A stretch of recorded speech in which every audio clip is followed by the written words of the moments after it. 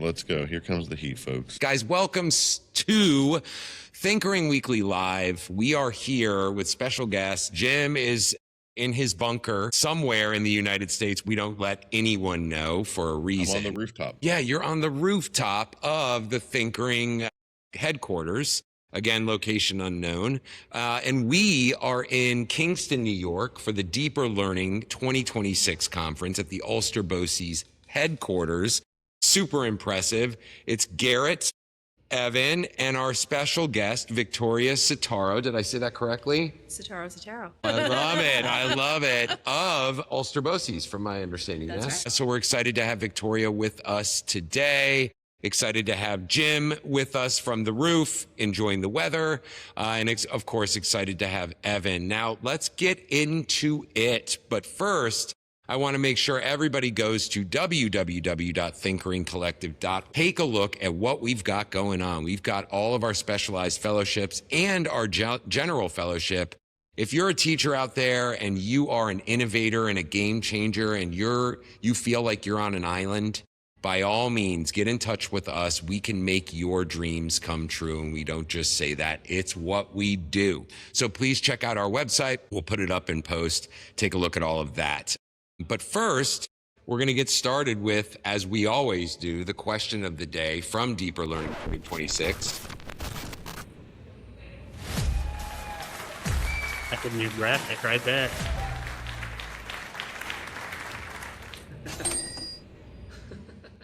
Okay, so the question of the day is, what should educators look to take away from this Deeper Learning 2026 conference? Victoria, we're going to get started with you since you helped to craft this whole bird.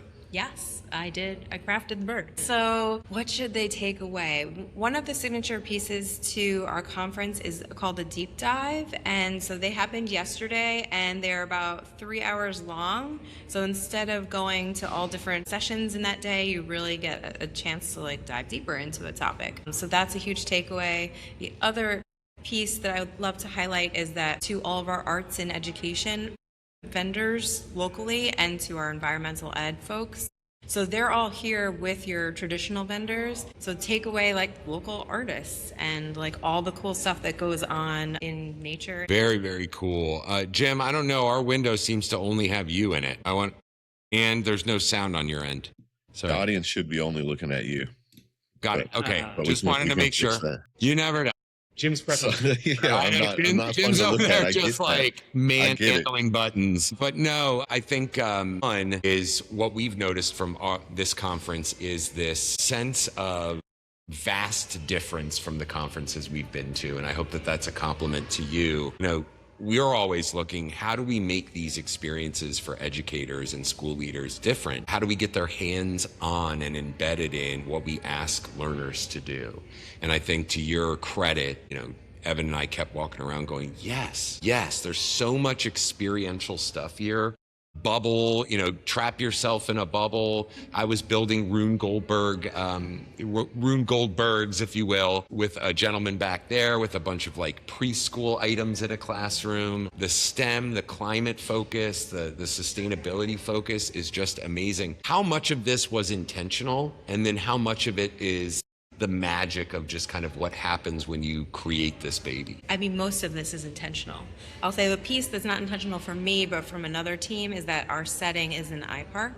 So our setting is our career and technical education building. And get to do that because I'm a member of the team.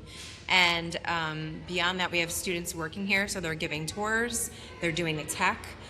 They've done most of the food that we're eating at the conference. So I think that is a big set apart. So you see students here. Students are in sessions, they're wearing their crew shirts, and they're introducing people. And I had an aha, because I didn't know that. And I had an aha moment when I was walking through the conference and I saw some students, or who I assumed as students, coming out of a food area with food. And I kind of was like, wait a second, is all of the catering and everything being done by students? The answer was, of course, yes, which then blew my mind and prompted us to, which we'll put on our Substack, an interview and tour from the students of Ulster BOCES and walking us through this entire Oh, beautiful. Our kitchen, location. it's Unbelievable. It's like going to Culinary Institute of the Arts. correct. You know, it's like, I think they were telling us 150 students can fit in this culinary area for instruction.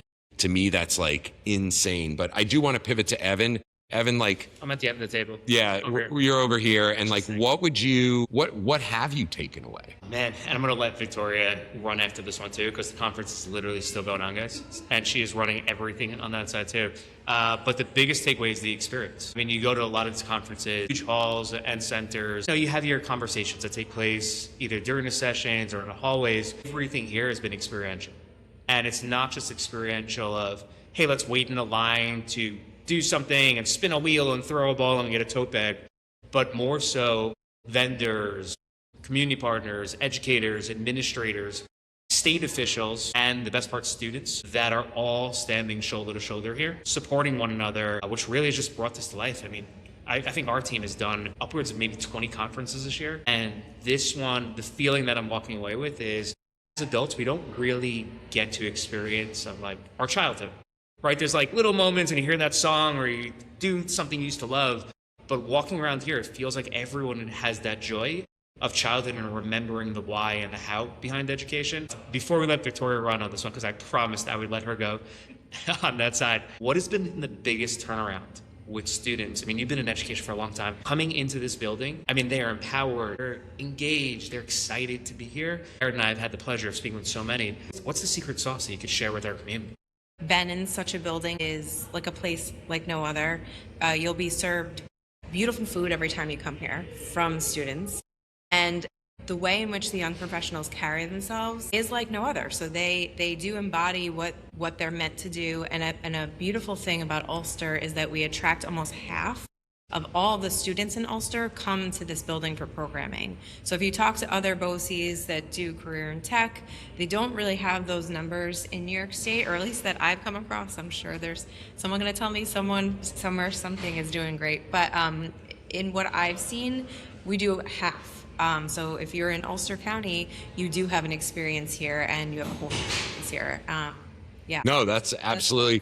And what I would say too is like the power of community in the sense of we met Victoria at NICE. Yeah, we did. Just randomly on the floor. We did. And we started talking and we even did like a short interview. I think we have some content there that just converted into, because at the end of that conversation, you were like, oh, I'm doing this conference next year. Which seems like years ago at this point. It does. And here we are, right? Like here we are. So it's so important to make those connections at these conferences beyond like all the great content and great vendors and all of that. I think the reason why we continue to come back to these events and whether that be micro local or, you know, something like ISTE is that community and that's what pushes the whole thing forward. So thank you, Victoria. You get out of here. We appreciate it. And we'll check in before we get out of here. Thank you so much again. I'm jumping in the seat. Yeah. And so Jim, it's now we can really talk about Victoria and really how we feel about it. No, I'm totally kidding. It's been a great conference. It's been kind of the dream, right? Of like, I mean, Evan was holding chickens yesterday, giving an interview, you know. It's this kind of stuff that you really, like Evan was saying before, is like you really remember. And it's just really, it really hit home with us. I think we made a lot of the connections we needed to make. We met this guy, Luis Torres, right? Nailed it this time. Luis Torres, he's the Bronx principal. He's connected legends of hip hop to his school. He's founding the first ever hip hop high school. He's in the Bronx. I've met folks working in sustainability and climate, amazing artists, the accessibility, kid-led businesses, CTE programs that would knock your socks off. And we have all video on that, which we can't wait to show you. It's just awesome. But so that really kind of wraps up. Evan, do you have any other thoughts about this conference? I have a quick question real quick. As y'all are throwing the New York program around since the New York conference, talking about New York Inspires, like what's the feedback and reception on that? So I think really because our goal is to eventually get as many fellows to our fellowships as possible, I think it becomes part of every conversation. Yeah, I mean, it's in every conversation. And I think it's that moment, right? Where people want something, they're dying for something, to be honest. We've seen school leaders, like I've had a few conversations around How do school leaders take those projects now and almost parlay them into the identity of their building and the identity of the district? And I think that's a really interesting play, especially when everyone's talking about butts and seats and funding and engagement and all these things that we know in education. It's how do we make this a welcoming place? What this building is, if you are in the New York City region, I highly suggest taking a drive 2 hours north. Here, especially if you're focused on CTE, I know Jonah, Victoria, and team would love to have you here too, but this building is something special. That to me is, everything goes back to community. We have all these great people here. Garrett and I have probably spoken to, coverage around the entire state over the last 48 hours. And there's this burning desire to do more, be more, and provide more to our kids. Bam, that seals it all up. I do want to, as we wrap up, because we've got more interviews today. And then we're hitting the road. And then I get on a train to a plane to then an automobile, legitimately. We want to make sure that you guys are aware of some of the events that we have coming up for our conference circuit. Got coming up next, the Marvelous Education Alliance Symposium, October 7th through 10th. We've got MassQ in Massachusetts, October 14th through 15th. EdTech Leaders Alliance Conference, October 18th through 20th. The National Forum to Advance Rural Education, October 19th through 21st. And the Canadian EdTech AI Summit, October 28th through 29th. We hope to see all of you there. We're going to be covering all the things that you need to know there. Jim, tell them all about the network spotlight. Wasn't ready for that transition. Sorry about that. You wrote it. But we got a bunch of new thinkers to welcome to the community that we're super pumped about. All of their capstone projects are going to be dropping today, tomorrow, for the rest of the week and into next week. We'd like to welcome Daniel Casey, Brian Zevituk, Aaron Dowd, Danielle Wallace, Mary Kaiser, awesome project, Cassie Godios, Abigail Widger, Amanda Pakanowski, and Connie Stahl. All these awesome projects. These people are now thinkers, and the projects and capstones are coming right to you, hot off the press. Love it. Congrats to the new thinkers, and value add to our network for sure. Let's see. Yeah, that's it. We're gonna go ahead and wrap up here today, guys, and we will see everybody very soon. Next week for Thinkering Weekly from our home stations. Back to Brady Bunch heads. Back to Brady Bunch style from Thinkering Weekly Live from Deeper Learning Conference 2026. We will see you on the next one. Bye, guys.